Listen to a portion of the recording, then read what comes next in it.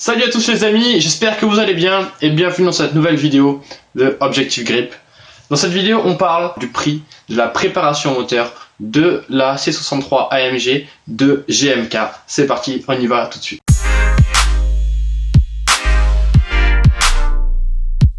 Salut les amis, donc pour ceux qui ne me connaissent pas encore, je suis Clément de Objective Grip.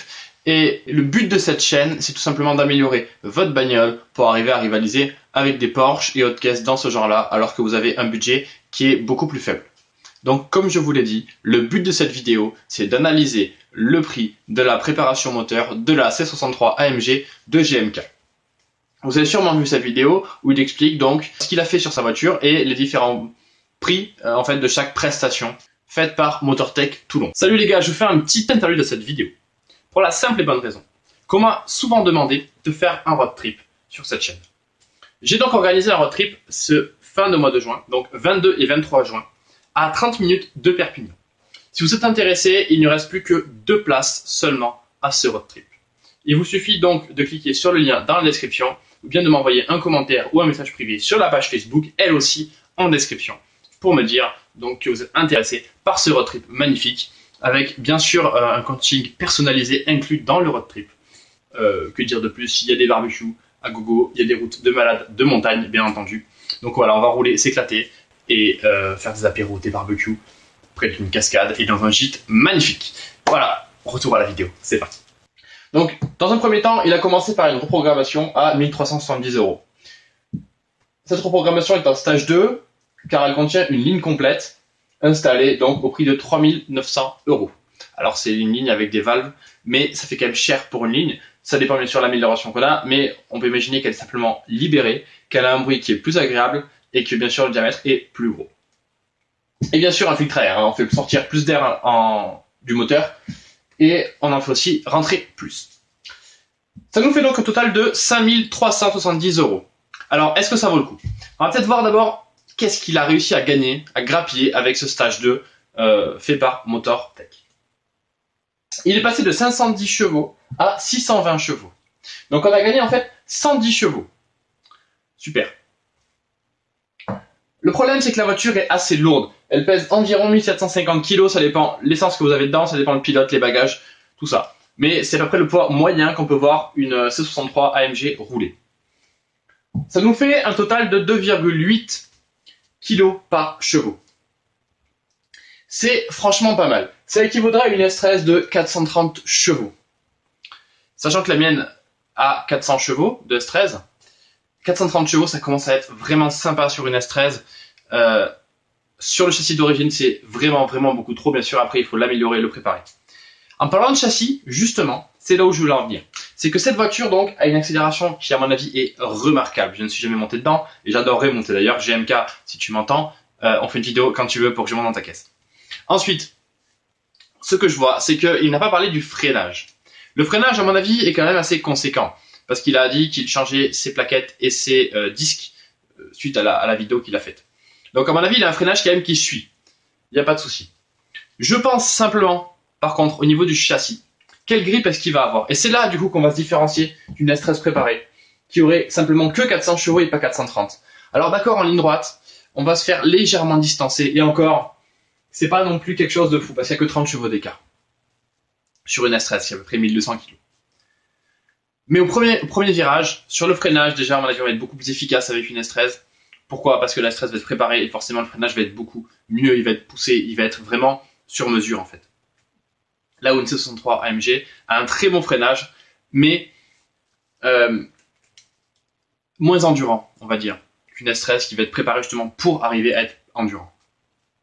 Mais là où la différence se fait vraiment, c'est pas au niveau du freinage, parce qu'au niveau du freinage entre deux voitures en général, il n'y a pas tant d'écart que ça. Ok, ce qui peut se passer, c'est qu'on peut arriver à doubler une voiture, on peut se doubler au freinage, ça se fait très souvent, très fréquemment. Mais c'est pas non plus ce qui va différencier vraiment une performance autour. Là où il y a le plus à gagner, c'est en virage, le passage en courbe, la vitesse de passage et la vitesse de sortie.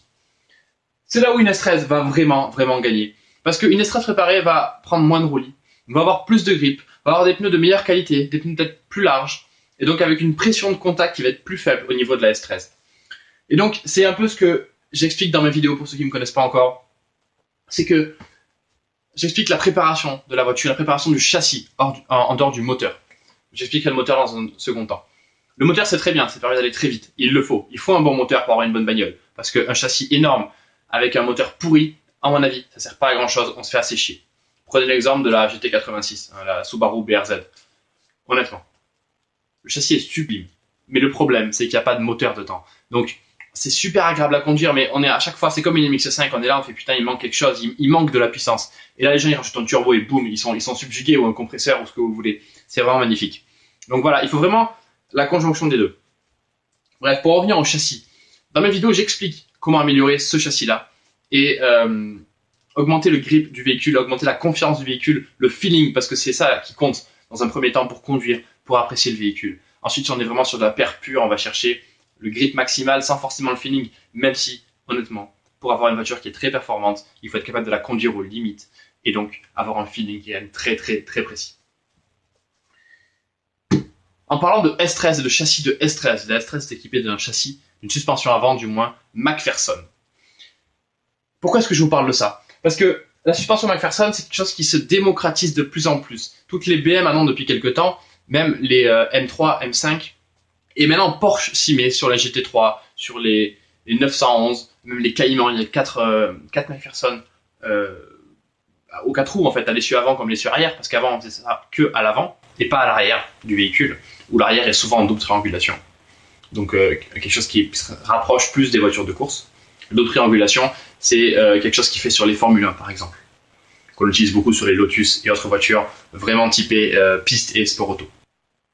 Et donc le fait que Porsche, qui est quand même une marque de sport auto, se mette à la McPherson, ça montre quand même que c'est quelque chose qui se démocratise énormément et qui peut devenir très performant si on sait l'utiliser et si on sait le préparer et on va dire régler la McPherson de façon à avoir quelque chose de très performant.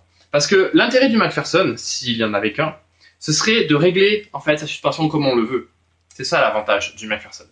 Une double triangulation, il y a très peu de réglages disponibles. Il y en a quelques-uns, mais si vous voulez, à partir du moment où la double triangulation est conçue, eh bien, on peut plus changer grand-chose en fait.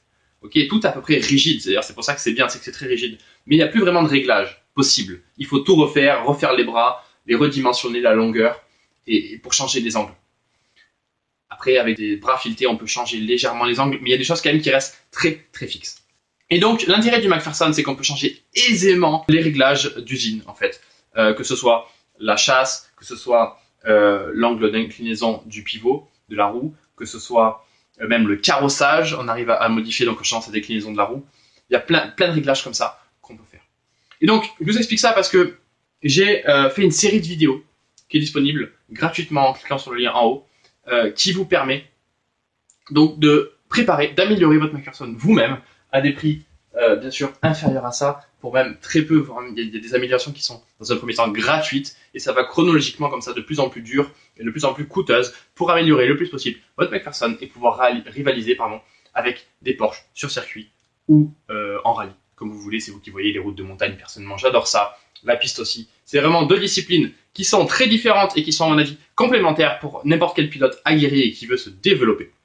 Donc voilà.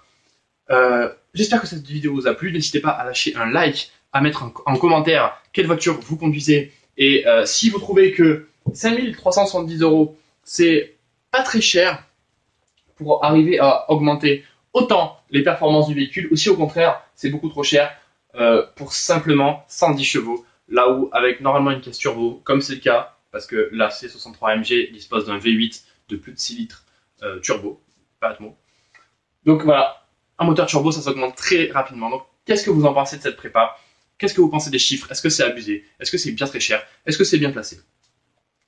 Après, bien sûr, il faut prendre en compte le prix de la C63 AMG, qui est quand même de l'ordre de 100 000 € neuf.